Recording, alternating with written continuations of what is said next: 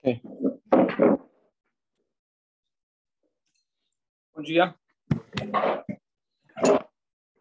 Vamos começar a estudar de Parashá, Chodesh Tov a todos.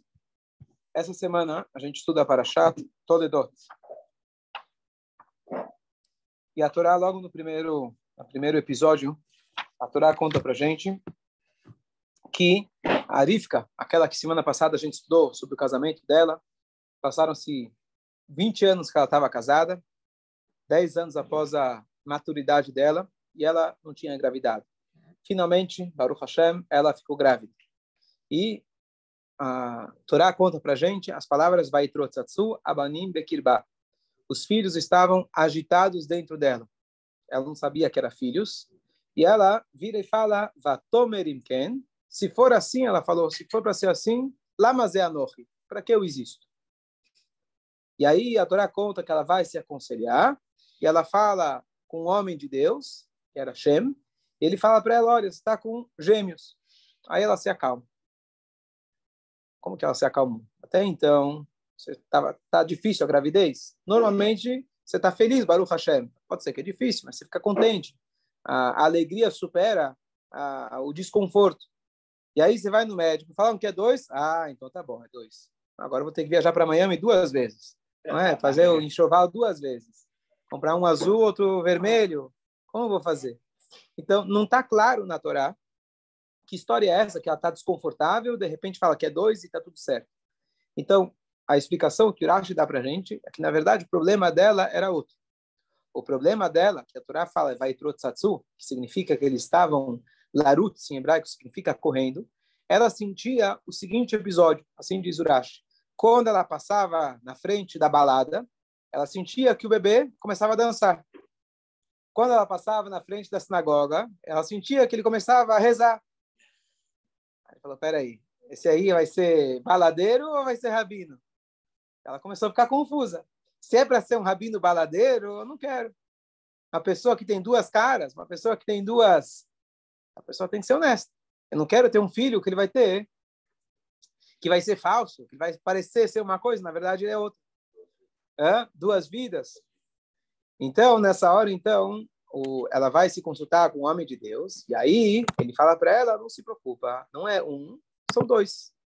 Por isso ela se tranquiliza. No momento que ela entendeu que são 2, então ela falou, bom, então não é uma pessoa que ele tem 2 vidas, como você falou, e sim, tem 2 povos dentro de mim. Essa é a passagem.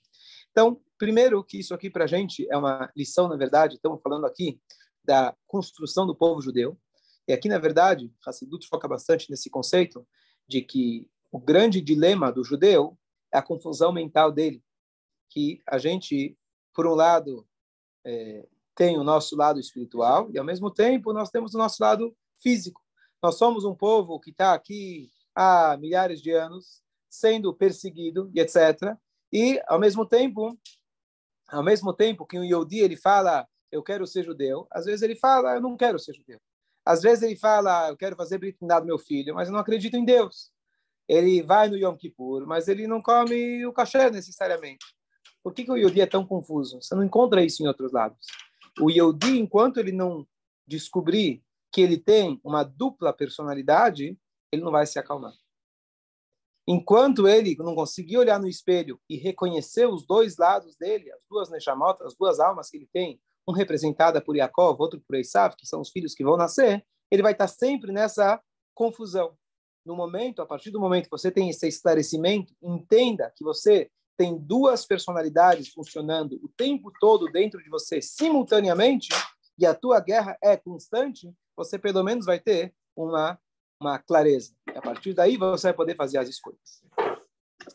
Agora a pergunta é a seguinte, nós sabemos que uma das maiores bases do judaísmo é o livre-arbítrio. Aqui a gente já está descrevendo que tinha um bebê que desde o útero ele já está com uma atração fora do comum, que ele já quer sair para fora, quando ele passa na frente da casa da idolatria. Eu falei balada só para traduzir numa linguagem um pouco mais... quando ele passava na casa da idolatria, e o outro já queria rezar. Cadê o livre-arbítrio? É óbvio que um vai ser o Esav e o outro vai ser Yaakov. Se já desde do ventre, antes deles fazerem qualquer escolha na vida deles, eles já estão com essas tendências, Cadê o livre-arbítrio?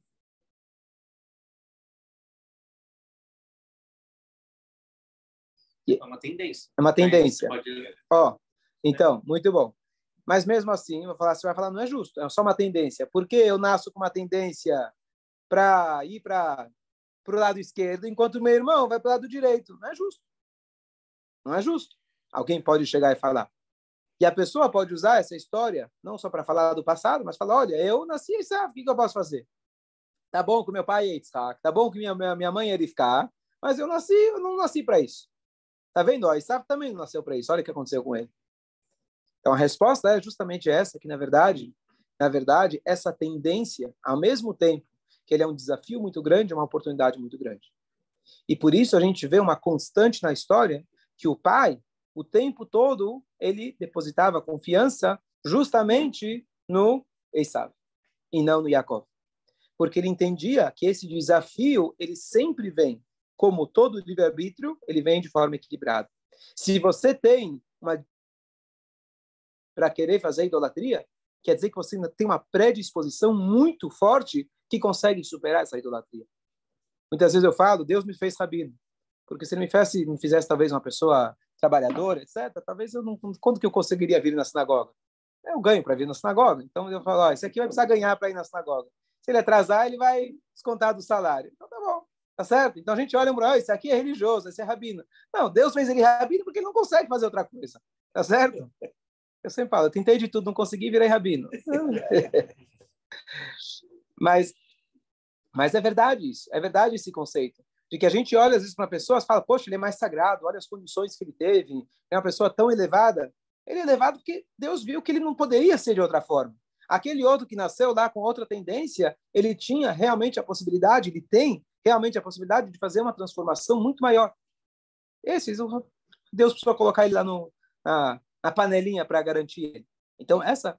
Isso teria a ver, por exemplo, com o objetivo da alma aqui? Com certeza. Então, tipo, Deus daria um pouco mais de dificuldade porque é uma alma que precisa se esforçar um pouco mais. Perfeitamente. Então, na verdade, o que acontece? A gente vai ver isso ao longo, essa constante, a gente vai ver nas próximas gerações também. Quando vai ter o Jacob, vai casar com Rachel, Leá, a gente vai ver tudo isso que vai se repetir.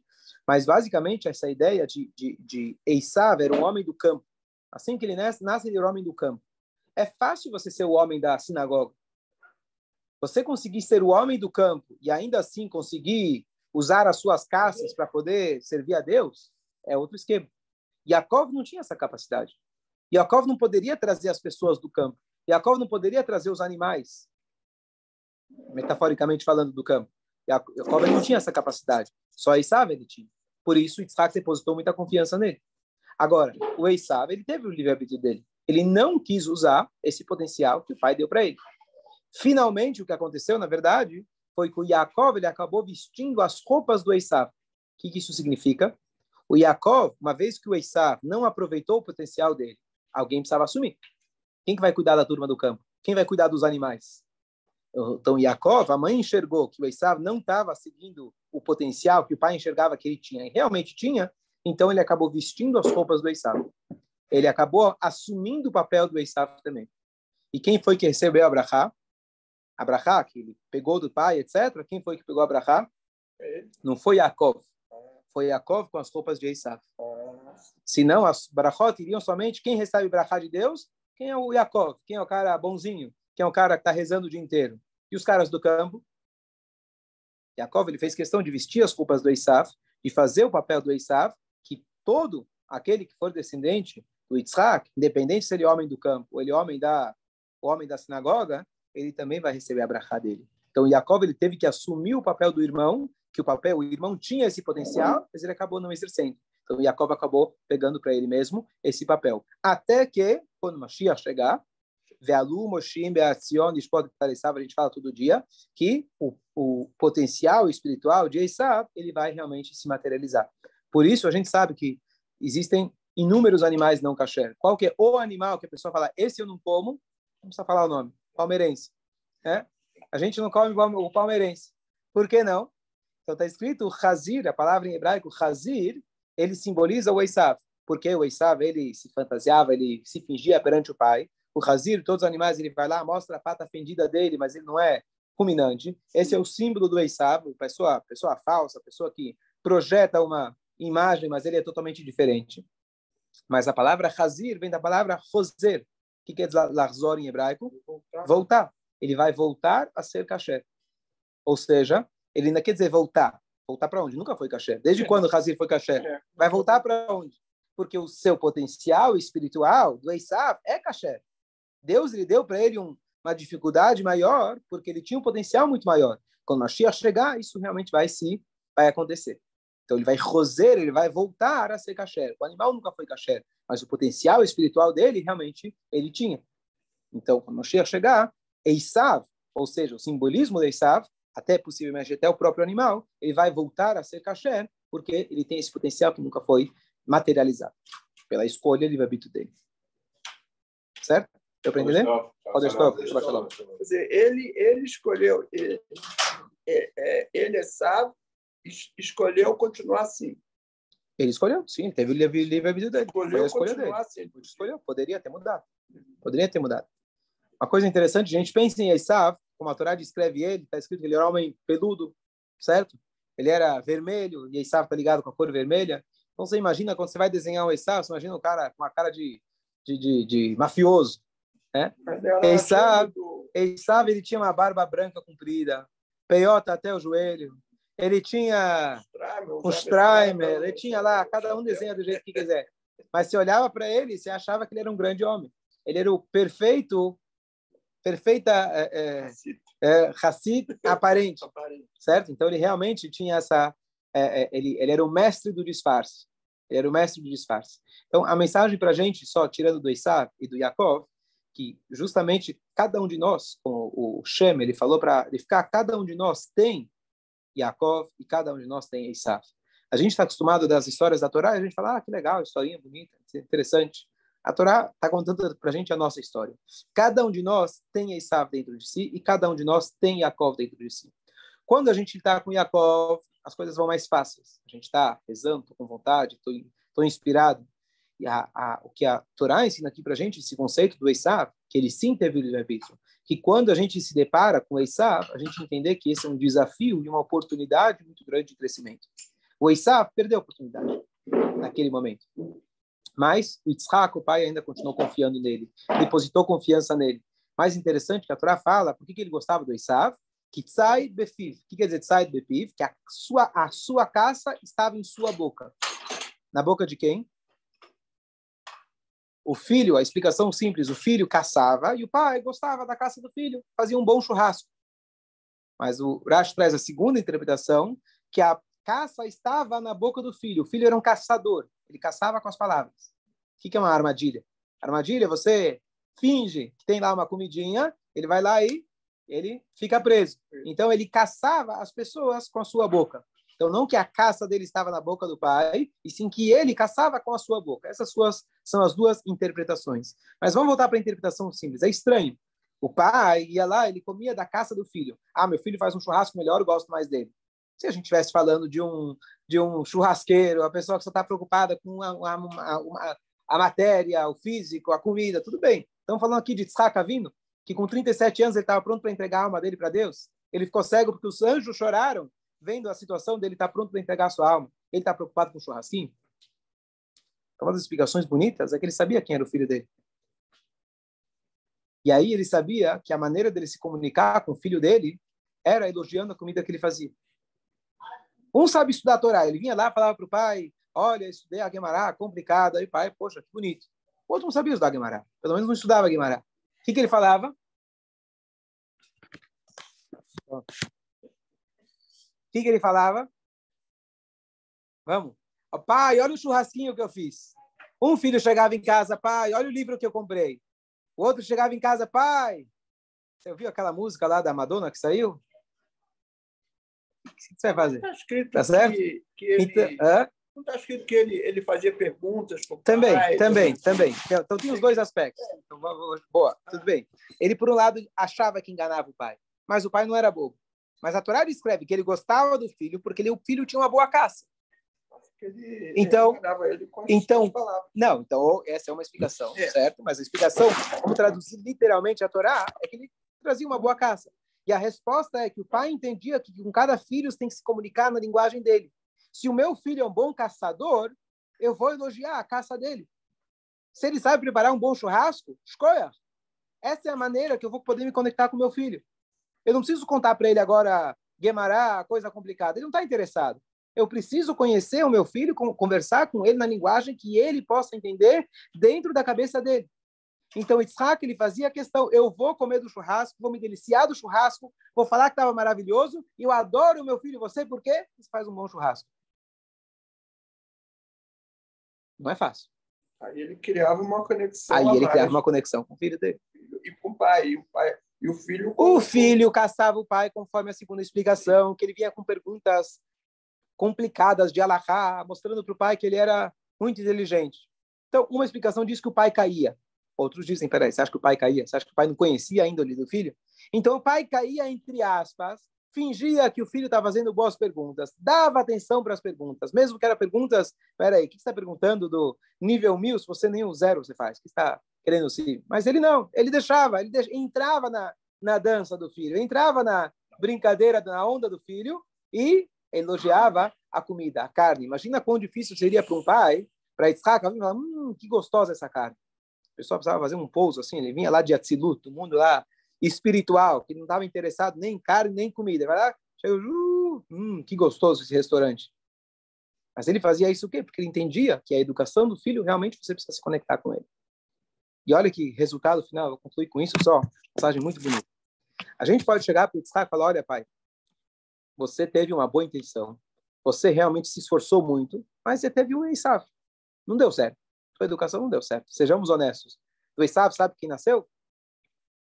Só nasceu bastardos, nasceu Roma e nasceu Amalek.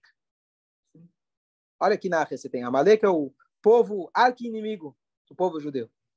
Então olha aqui o Naches. Olha que Naches. Inclusive ele teve um filho que chamava Naches, neto chamava Naches, Nachat. Por isso a gente deseja em Yiddish, a gente fala Yiddish Nachas. Por que Nachas judaicos? Porque tem um Nachas que era filho de Esav.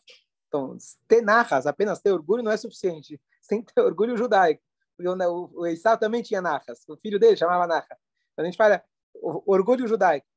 E aí, qual que é a ideia? Então você vai falar, bom, Yitzhak, você tentou, mas acho que tua metodologia de ensino não deu certo. Sejamos honestos. Afinal, olha quantos filhos e netos você teve aí, não te deu muito Nachas. Yaakov, Baruch Hashem, já era tzadik, mas com Esav temos que tentar de algum outro jeito, talvez a porrada, talvez de algum jeito um pouco mais, não deu certo. Então olha que interessante, a gente vai ter daqui na paraxá seguinte, na paraxá que vem, quando Yaakov ele foge do irmão, o irmão ele vai lá, pega a brachá do irmão, ele acaba fugindo, no meio do caminho, o Yaakov ele é interceptado. Aparece lá um cara chamado Elifaz. Elifaz era filho do Esav. Filho daquele que perdeu as brachot, perdeu as bênçãos do pai. Falou, Shalom, o que você precisa? Ele falou, olha, eu vim aqui numa missão. Eu fui contratado pelo meu pai, né, para matar. Meu pai pediu, ele sabia que você ia fugir. Ele mandou eu correr até aqui, te pegar e te matar. E aí o Yaakov falou, não, peraí, vamos conversar.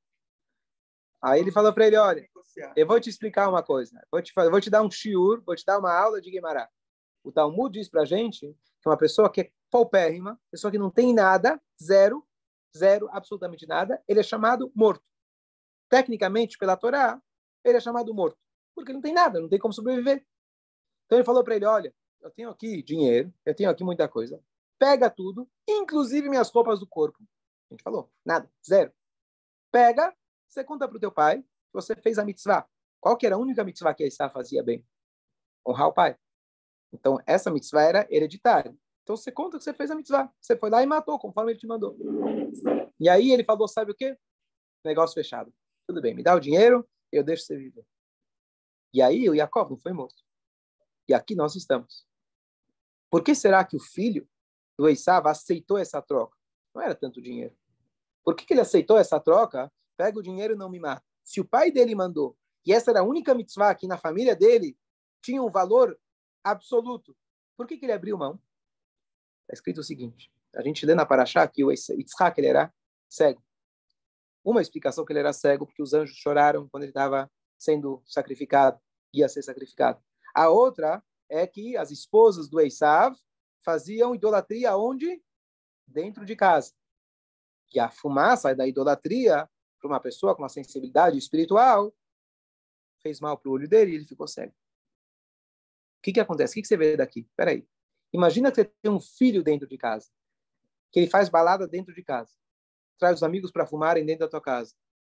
O que você vai fazer com esse filho? Qual que é a reação, eventualmente, de muita gente? Se quer, vai para a rua. Aqui não. Na minha casa, não. As noras dele faziam idolatria aonde? Dentro da casa dele. O que ele poderia falar para o filho dele? Opa, peraí. Você casou com umas mulheres aí? Peraí, vai embora. Tira-as daqui. Estão fazendo idolatria. Me cegaram fisicamente, me deixaram cego. Olha o que você está fazendo com o velho. Ele não falou nada. Ele deixou o filho lá. Deixou as noras morar com ele. Estava todo mundo lá. Fazendo festa de idolatria na casa dele, na casa do Yitzhak. Ele ficou cego por causa disso. Mas ele conseguiu uma coisa. O neto dele cresceu vendo um vovô tzadik. O neto dele, filho do Esav, ele nasceu vendo o Yitzhak. Pai dele não é grande coisa. As mulheres dele não é grande coisa. Mas o meu neto, eu quero que ele tenha uma educação. Pelo menos ele vai ter alguém que ele possa olhar. Ah, eu estou me cegando por causa disso. Ah, eu estou perdendo toda a minha conexão com Deus. Imagina, idolatria para um tzadik na casa dele. Em mérito desse depósito de confiança que o pai teve no filho. E, por consequência, ele manteve o neto dentro de casa. Aquele neto, ele aceitou a explicação talmúdica. Na hora dele matar o Yaakov, que graças ao Yaakov que nós estamos aqui, ele falou, tudo bem, eu vou aceitar a explicação talmúdica, eu vou dar um jeitinho com meu pai, mas eu não vou te matar. Ele poupou o Yaakov em mérito do depósito de confiança que Yitzhak teve. Ou seja, a metodologia do Yitzhak deu certo. Não é a educação que vai garantir o futuro do filho. O filho tem o seu livre-arbítrio. E todos nós temos essa dádiva. Em algum momento, como você falou ontem, você vai fazer suas escolhas. Você vai fazer suas escolhas. Eu não tenho como intervir. Eu posso dar o exemplo. E o exemplo, por mais que pareça que você teve um neto Amalek, o outro neto lá, Edom, etc., nós estamos vivos, só existimos graças a isso. Senão, ele teria apertado o gatilho, a gente não estaria mais aqui. Então, aqui a gente vê, realmente, você nunca vai sair prejudicado de depositar confiança, mesmo no pior dos piores. Se você dá crédito para ele, você mostrar para ele o lado positivo, ele pode brigar, ele pode falar que ele não aceita, ele pode seguir o caminho dele. Em algum momento, se não for na vida dele, talvez na vida do filho dele, aquilo vai voltar e vai se despertar, isso vai vir aflorar mais uma vez no futuro. É isso que Yitzhak Avinu mostra aqui para a gente. Ele teve dois filhos, imagina. Que nachas que ele tinha? Yaakov, tá bom, mas ele tinha um filho Esav. Que alegria que ele tinha na vida. Ele não se desesperou, ele manteve o filho dentro de casa, manteve as noras dentro de casa, manteve o neto dentro de casa. Talvez ele até nem soube dessa história. Possivelmente ele nem soube da história.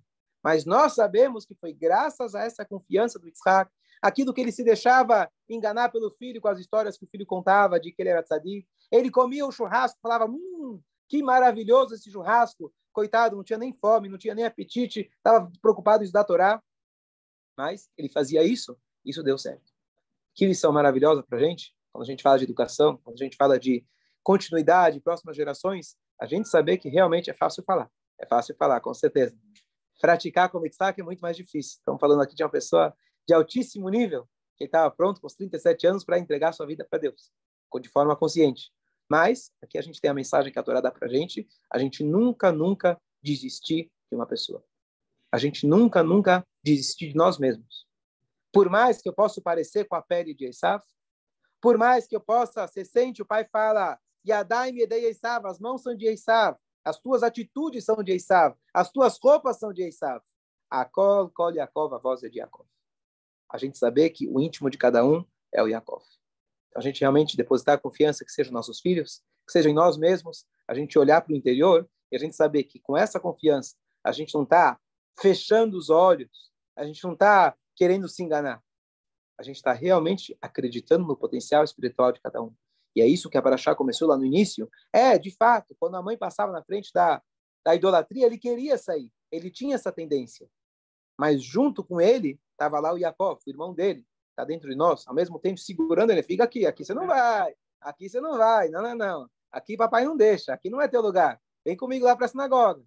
E aí, essa é a guerra constante que a gente tem, mas a gente confiar e acreditar que a essência realmente nossa do povo judeu, e é isso que aconteceu de fato, Yaakov, ele demonstrou com a coragem dele, que ele foi lá, próximo a Parashá, ele vai casar com as 4 esposas, etc., construir o povo judeu, dar continuidade, é isso realmente que vai perdurar.